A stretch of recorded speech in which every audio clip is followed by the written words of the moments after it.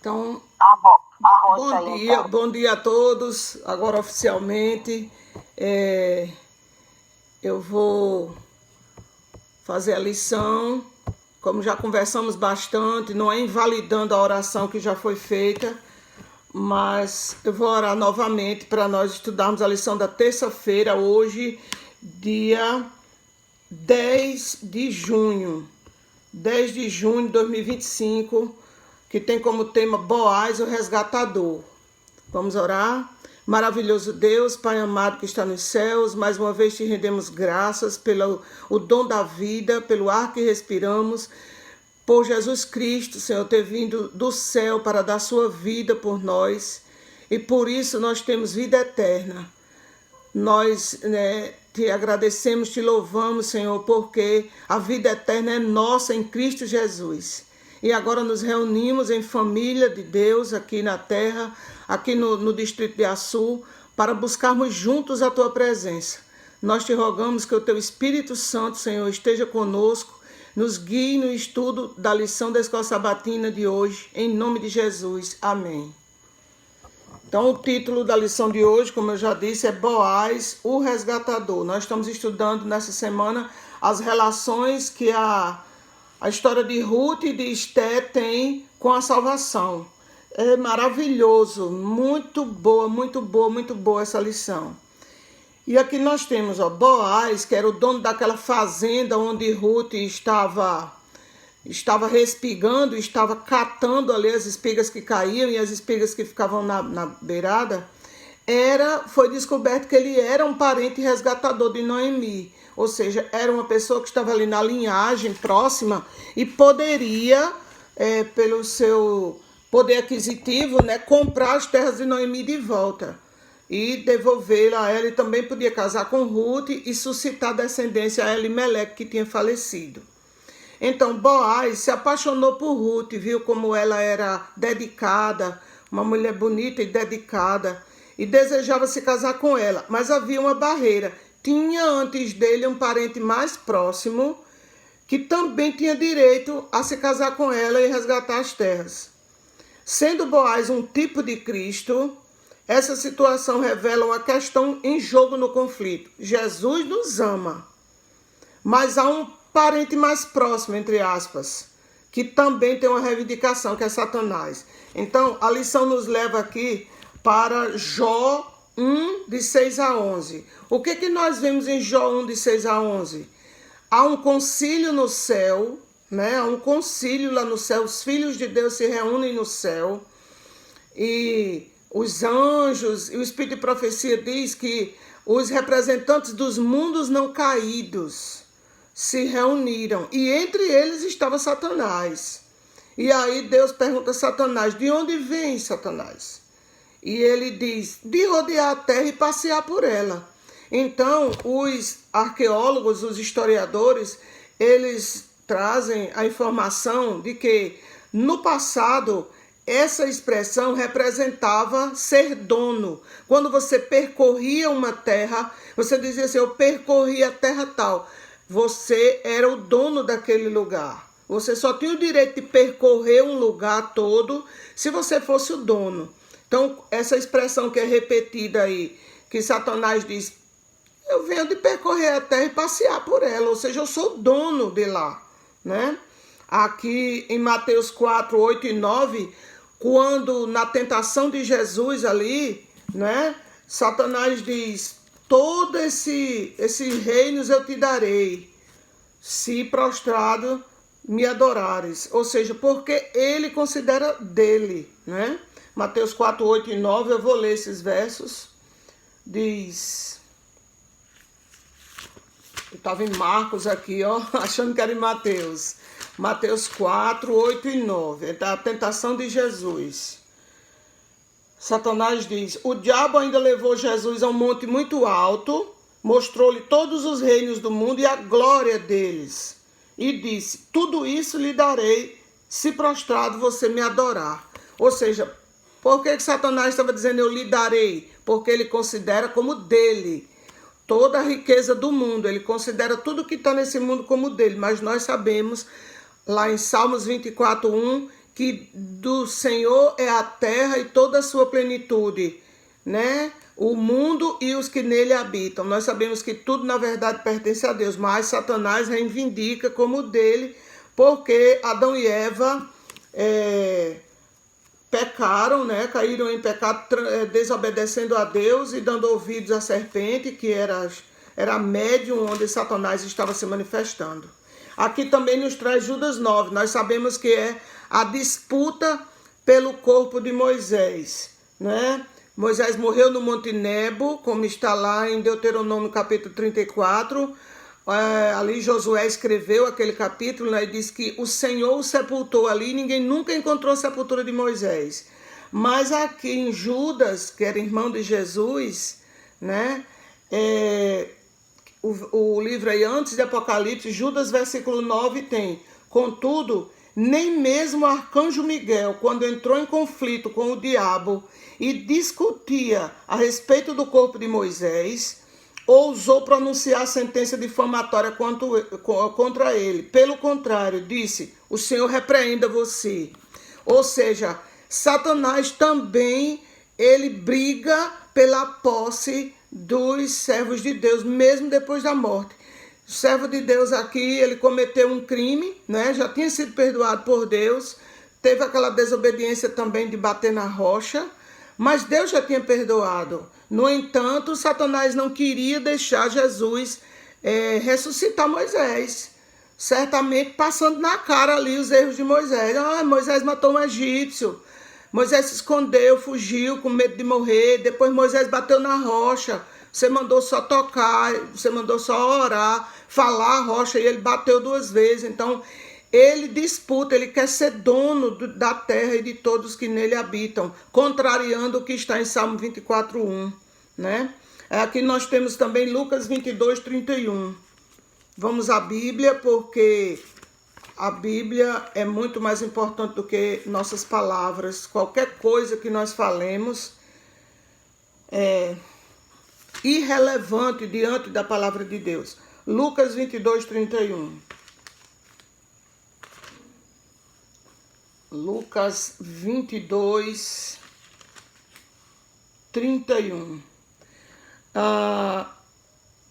Jesus chama Simão Pedro para uma conversa particular. Afasta-o do grupo dos 12. Vai lá para um cantinho. Assim como nós devemos fazer quando vamos repreender um irmão, né, que está em erro. Devemos chamá-lo à parte. Jesus chamou aqui Simão Pedro à parte e o advertiu. Disse: Simão, Simão, eis que Satanás pediu para peneirar você como trigo. Eu, porém, orei por você, para que a sua fé não desfaleça. E você, quando voltar para mim, fortaleça os seus irmãos. Então, Satanás queria fazer ali gato e sapato de Pedro, né? Queria usar Pedro. Como Pedro era intempestivo, assim como eu estou direto orando por isso. Senhor, toma conta da minha vida, toma conta do meu falar, do meu andar, do meu agir. Me enche do teu Espírito, tudo que eu peço todo dia, Senhor, eu quero as graças do teu Espírito, como está em Gálatas 5, 22 e 23. Coloca, Senhor, o que está em Gálatas 5, 22 e 23 na minha vida. E Satanás queria fazer com Pedro, porque Pedro era intempestivo, Pedro era afoito, ousado como eu, e Satanás queria tomar ali a dianteira da vida de Pedro, para Pedro sempre falar coisas que envergonhassem Jesus, que envergonhassem o ministério, né?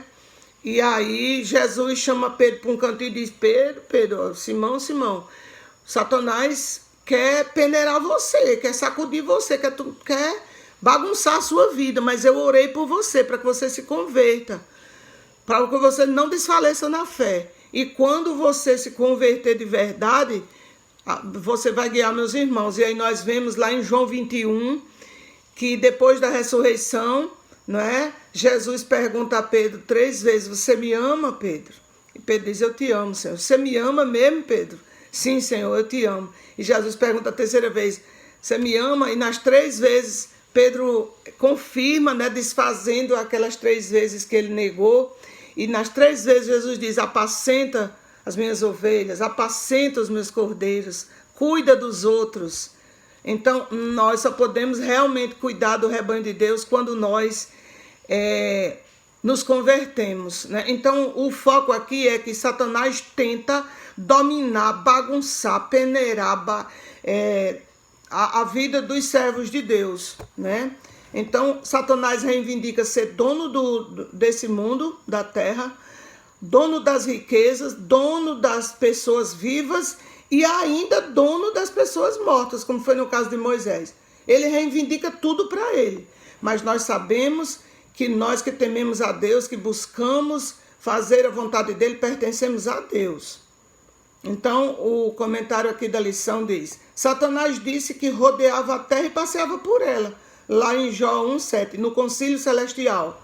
Porque antes de Jesus morrer na cruz, essa é uma informação também do Espírito de Profecia, Satanás ainda podia se aproximar do céu. Mas depois que Jesus morreu na cruz, a sentença de Satanás foi escrita e ele nunca mais pôde participar de nada lá no céu. Antes disso, ele aparecia lá e arrogava-se como dono da terra. Então, quando Deus lhe perguntou se ele tinha reparado no justo Jó, o diabo reivindicou como seu, sugerindo que o coração de Jó não pertencia ao Senhor. Satanás estava dizendo: ele te segue porque és bom para com ele, você dá de tudo a ele, ele é rico, não precisa de nada. Mas para de abençoá-lo e verás a quem ele serve. Então Satanás colocou em dúvida a fidelidade de Jó, né? Diz que Jó só servia a Deus porque era muito rico, era muito abençoado. Depois que Moisés foi sepultado por Deus, como eu citei antes, né? Lá em Deuteronômio 34:6, ele foi ressuscitado por Jesus. Embora não tenhamos todos os detalhes, a Bíblia diz que Miguel, que nós sabemos que esse título de Miguel é dado a Jesus, Miguel é citado 5 vezes na Bíblia, incluindo Antigo e Novo Testamento, e todas as 5 vezes se refere a Jesus. Miguel é um nome grego que quer dizer quem é como Deus. É um desafio ao próprio Satanás. E Jesus usa o título de Arcanjo Miguel quando ele lidera todos os anjos do céu em confronto com Satanás e seus demônios, Satanás e os anjos caídos. Todas as vezes que Jesus enfrenta Satanás, ele é chamado de Arcanjo Miguel, o líder dos anjos do exército de Deus. Então Miguel discutiu com o diabo a respeito do corpo de Moisés. Ele é meu, ele se arrependeu, eu o perdoei, ele guiou o povo, ele foi um servo fiel, né? Indicando que Satanás o reivindicou como sendo dele, como eu falei anteriormente. Satanás passava na cara de Jesus os erros de Moisés. E agora vamos ao comentário do Espírito de Profecia, né? No livro Patriarcas e Profetas. Pela primeira vez, Cristo estava para dar vida aos mortos. Olha só, já porque foi lá no começo, né? Quando o príncipe da vida e os seres brilhantes se aproximaram da sepultura, Satanás ficou apreensivo com respeito à sua supremacia. Supremacia quer dizer domínio.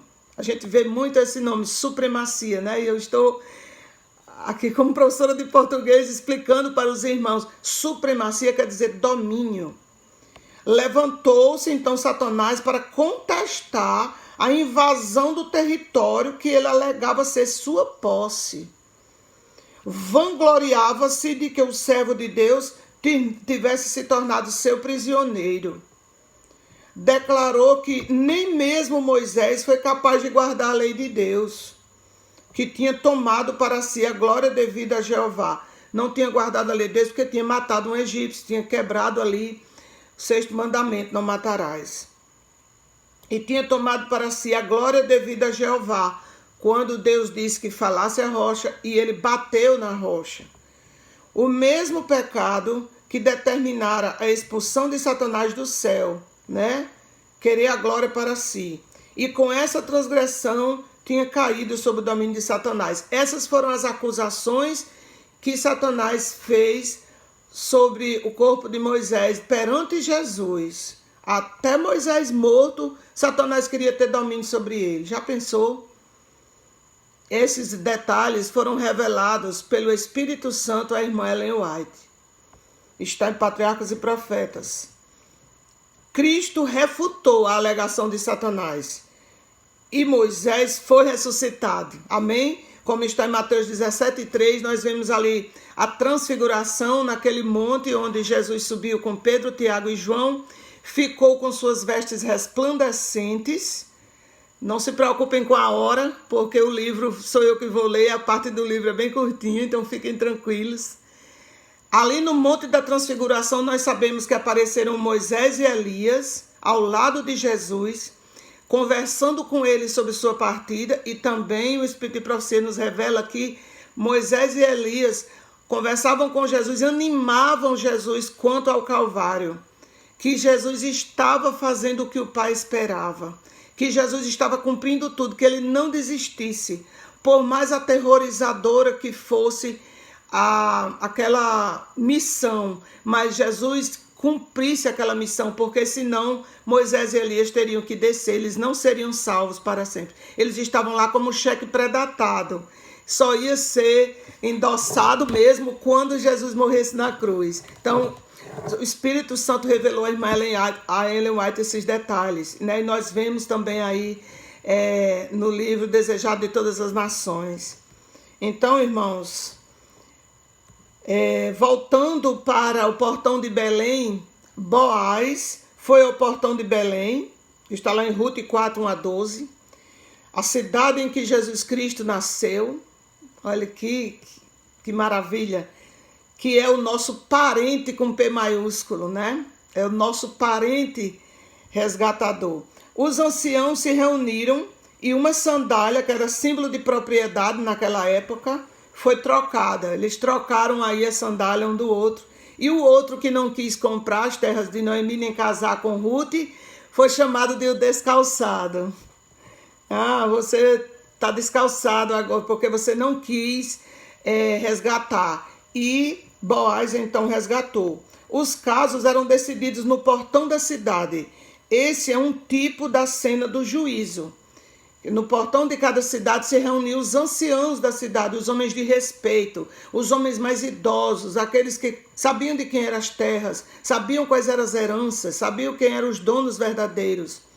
Então, o portão de cada cidade era um tipo do juízo de Deus e reflete o que é descrito em Daniel 7, 13, 14, 22, 26, 27, quando Daniel diz: eis que vi, foram postos no céu uns tronos, e o ancião de dia se assentou, e um como o filho do homem veio, né, e se assentou, e foi posto o tribunal, e se abriram os livros. As cenas ali do juízo, como descrita lá em Daniel 7, era prefigurada nos portões de cada cidade quando os juízos eram realizados. Não devemos ignorar esse aspecto crucial do juízo. Ele é a favor dos santos do Altíssimo. Amém, irmãos? Louvado seja Deus. O juízo de Deus é a favor dos santos do Altíssimo. Como está em Daniel 7:22. Mas somente porque Cristo pagou o preço por nós, assim como Boaz fez pela sua noiva. Amém, irmãos? Então, prefiramos o nosso parente mais próximo, o resgatador, que é Jesus Cristo. Prefiramos ele todos os dias. Peçamos que ele nos compre mais uma vez desse mundo, que ele coloque o seu selo sobre nós, o selo do seu amor, o selo do seu Espírito Santo e o selo da guarda dos mandamentos de Deus e da fé de Jesus, que nós sejamos selados para a redenção, que mesmo quando morrermos, os anjos de Deus possam guardar o nosso túmulo, para que no dia da volta de Cristo, nós possamos então receber a vida eterna, a transformação, a imortalidade, um novo coração, uma nova experiência, a nossa natureza carnal seja tirada e a nossa natureza espiritual imortalizada. E nós possamos então fazer parte das bodas do Cordeiro e nos casarmos com Cristo para sempre. Amém? Grandioso Pai, amorável Deus, quão ricas são as lições da Tua palavra. E o Espírito de profecia, nós Te louvamos pelo Senhor ter dado aos profetas bíblicos a irmã Ellen White para iluminar esses textos tão maravilhosos da tua palavra. Como é bom meditar nas histórias bíblicas do Antigo Testamento e vê-las todas refletidas na vida de Cristo. Louvado seja o teu nome, pelo nosso parente mais próximo ser o nosso irmão mais velho, Jesus, que veio a esse mundo e comprou esse mundo de volta para ti com o sangue precioso que ele derramou na cruz. Guarda-nos no teu amor, mesmo quando morrermos. Nossa vida esteja guardada em ti. Nossa salvação esteja garantida pelo sangue de Cristo. Nós te rogamos em nome de Jesus e te pedimos também a bênção para o estudo do início do capítulo 17 do livro A Ciência do Bom Viver. Em nome de Jesus. Amém.